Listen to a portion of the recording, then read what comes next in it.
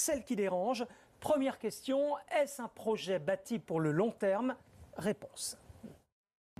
Notre projet n'est pas un projet de reprise à court terme, ce n'est pas un projet d'aventurier. C'est un projet qui est basé sur une durée de 5 ans, en tout cas. Donc c'est un projet que nous allons mettre en place et que nous allons en fait démontrer à la fois à Madame Louis Dreyfus, mais surtout au fait à la mairie de Marseille, à tous les supporters. C'est pas uniquement, comme on en parlait tout à l'heure, un projet de rachat d'une équipe de foot, mais je pense que c'est le projet au fait d'apporter au fait cette ville, d'apporter au fait cette équipe en dehors des sentiers battus traditionnels, puis de la faire connaître en Asie. Le plus important, comme je disais tout à l'heure, c'est pas de faire croire aux supporters de centaines de millions qui vont arriver d'un coup pour acheter du n'importe quoi, n'importe comment, à toute vitesse. C'est pas du tout ça. Quand j'entends certains projets d'autres éventuels investisseurs qui arriveraient avec des demi-milliards d'euros, mais je pense qu'il faut tout arrêter. Il faut simplement dire aux supporters, c'est pas comme ça. J'ai pas un chiffre, mais je pense qu'une estimation aujourd'hui, c'est sur les 3 ans, à peu près 250 à 300 millions d'euros. D'accord. De quoi établir des bases? Je pense que c'est un chiffre nécessaire pour pouvoir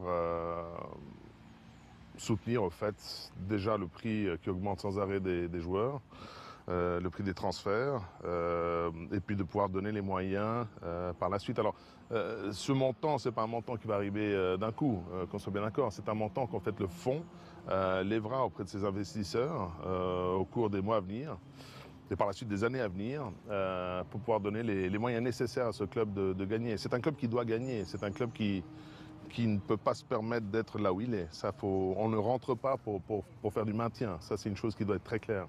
Je crois que le plus important, c'est d'arrêter immédiatement des voix qui peuvent prêter à confusion. Quand j'entends justement ce que je vous disais tout à l'heure dans l'interview, des montants exorbitants de 500 millions d'euros qui seraient investis par des pays orientaux aussi, mais c'est absolument ridicule.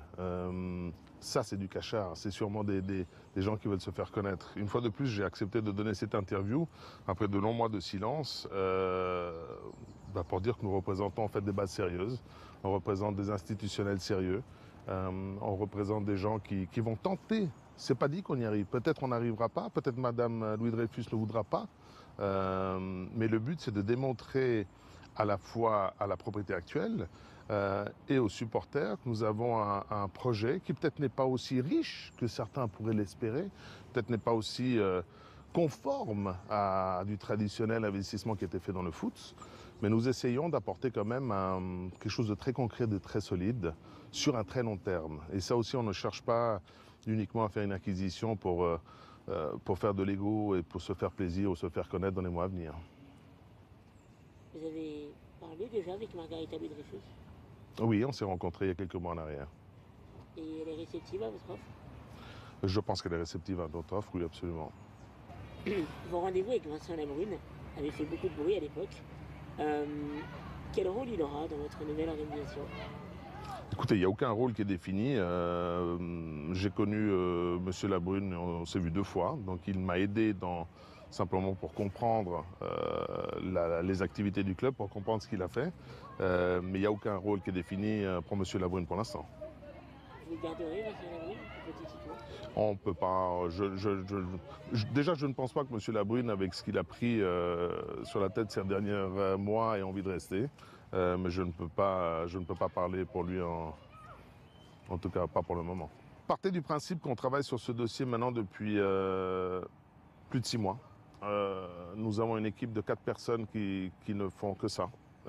Nous avons des conseillers extérieurs au niveau avocat, au niveau bancaire, au niveau à tous les niveaux, en fait, même conseiller au niveau de la recherche sur le football qui nous aide. Donc, de notre côté, c'est 100% pour que ça puisse passer.